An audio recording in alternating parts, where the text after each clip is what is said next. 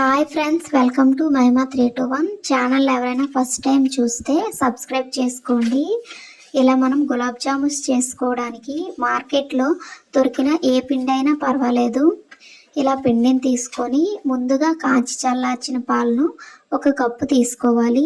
ఇలా తీసుకొని కొంచెం కొంచెం పాలను వేసుకుంటూ మనం గులాబ్ జామున్ పిండిని కలుపుకోవాలి. మనం చపాతీ పిండిలా కలుపుకోకూడదు. మొత్తం ఒకటేసారి పాలు వేసి అలాగైతే కలుపుకోకుండా కొంచెం కొంచెం పాలు వేసి ఇలా కలుపుకోవాలి. ఇలా చిన్న చిన్న బాల్స్లా మనం చేసుకోవాలి. పిండి అంతటిని ఇదే టిప్ అండి, పిండి అంతటిని ఒకటేసారి కలుపుకోకూడదు.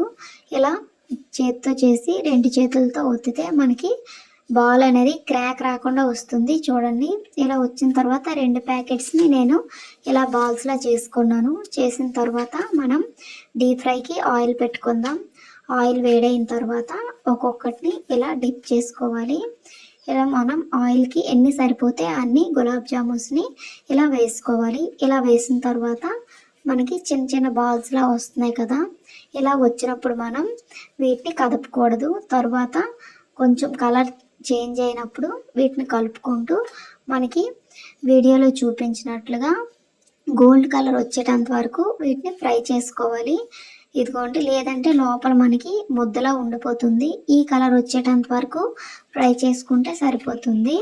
ఇలా ఫ్రై చేసిన గులాబ్ జామున్స్ని ఒక ప్లేట్లోనికి అయితే తీసుకోవాలి. ఇలా తీసుకున్న తర్వాత మనం ఇక్కడ 2 ప్యాకెట్స్ గులాబ్ జామ్ పిండిని అయితే తీసుకున్నాం కదా, మనం 1 కిలో వరకు పంచదారని తీసుకుంటే కరెక్ట్గా సరిపోతుంది. ఇలా 1 కిలో పంచదారని ఇలా వేసుకొని దీనిలోనికైతే మనం 1 గ్లాస్ ఇంకా హాఫ్ గ్లాసున్నర వాటర్ అయితే ఇలా వేసుకోవాలి. ఇలా వేసుకుంటే మనకి పంచదార పాకం అనేది చాలా పర్ఫెక్ట్గా వస్తుంది.